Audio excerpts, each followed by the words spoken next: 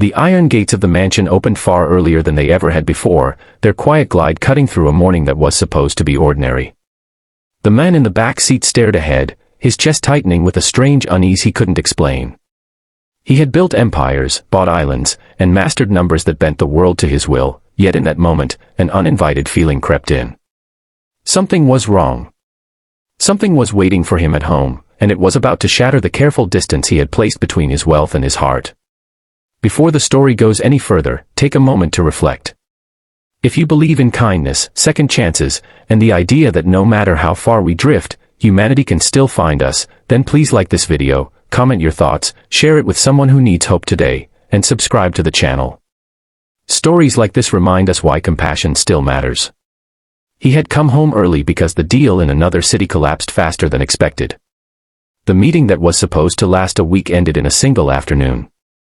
Normally, he would have filled the extra time with another business trip or a private retreat. But this time, something pulled him back. Perhaps it was exhaustion. Perhaps it was the quiet guilt that lingered whenever he thought of the house that felt more like a museum than a home. Either way, he returned without warning, without calling ahead, unaware that his life was about to turn inside out. The mansion stood pristine, white columns rising proudly against the green lawn, perfectly trimmed hedges framing a picture of success. From the outside, it was flawless. Inside, it was usually silent. He had bought this place years ago after his wealth skyrocketed, believing that space and luxury were the rewards of sacrifice. He spent most of his life chasing success, leaving early and returning late, convincing himself that providing everything meant he was doing enough. He rarely noticed how empty the hallways felt or how echoes replaced laughter. As the car stopped, his eyes caught something unusual near the front path. A small figure stood on shaky legs in the shallow water left by a broken garden pipe. The sight made him frown, not in anger, but confusion. The child was using tiny crutches, carefully placing them down, concentrating with a seriousness far beyond his age. Kneeling beside him was the housemaid, her uniform damp at the knees as she gently laid something over the puddle to make it safer. The scene froze him where he stood. Behind them, near the entrance, his wife was nowhere to be seen. Instead, his gaze drifted further, and his breath caught. A man stood on the steps, hands gripping his head, his posture filled with panic and helplessness. It took a moment for recognition to strike. It was the child's father, a man he had met only once in passing, someone from the staff housing area behind the estate. The millionaire felt his heart pound as confusion gave way to something heavier. The child was his son. Not biologically, but in every way that mattered, the boy had been living under his roof for months, and he had barely noticed. The realization hit him like a blow. He remembered signing papers for charity programs, approving funds for staff families, and instructing his wife to handle household matters while he focused on work. Somewhere in those decisions, a story had been unfolding right in front of him, unseen and unheard. The child had been injured in an accident months earlier. His father worked maintenance on the estate, earning just enough to survive. When the injury happened, medical bills piled up, and the boy's mobility became uncertain. The mansion staff, led by the housemaid, had quietly stepped in. They used spare rooms, leftover supplies, and their own care to help the child recover. His wife, aware but emotionally distant herself, allowed it to happen, assuming it was temporary. The millionaire never asked. He never looked closely enough to see. As he stood there watching, memories began crashing in. Long nights at the office. Missed dinners. His wife growing quieter over the years. His belief that money could fix absence. He had thought generosity meant writing checks, not being present. Yet here was proof that presence mattered more than anything else. A child learning to walk again in his front yard while he had been flying first class across continents.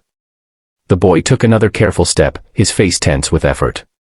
The housemaid's eyes shone with encouragement, her hands ready to catch him if he fell. Water rippled around his shoes, sunlight reflecting off the surface like scattered hope. The millionaire felt his throat tighten.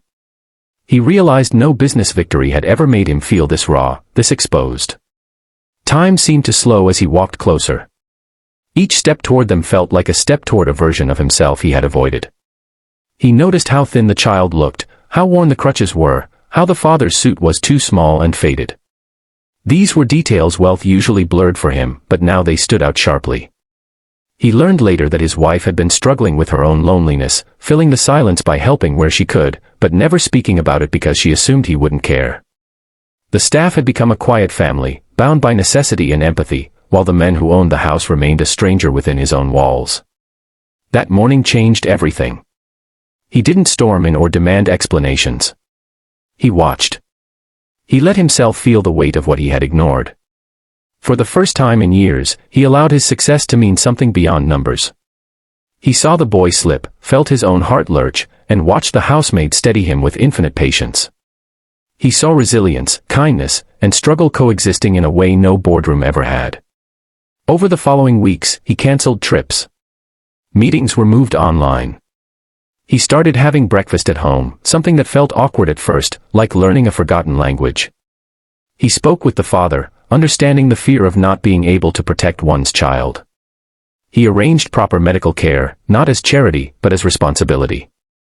He redesigned parts of the house to be accessible, not because it looked good, but because it mattered. The boy improved. Slowly, painfully, beautifully. Each step without crutches became a victory that echoed through the house. Laughter returned, tentative at first, then louder. The millionaire found himself sitting on the lawn, watching progress measured not in profits, but in footsteps. His wife smiled more. The staff walked taller.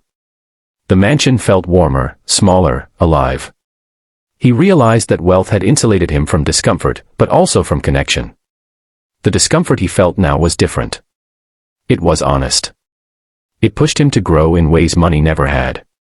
He began funding rehabilitation programs, but more importantly, he began showing up. He listened. He learned names. He learned stories. The broken pipe that caused the puddle was never fixed.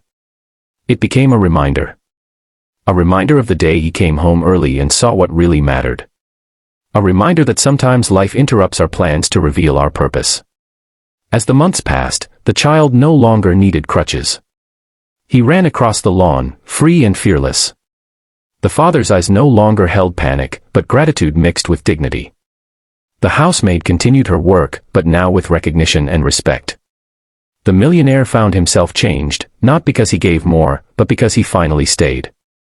If this story is touching your heart right now, please pause for a moment and think about the people around you who might be struggling silently.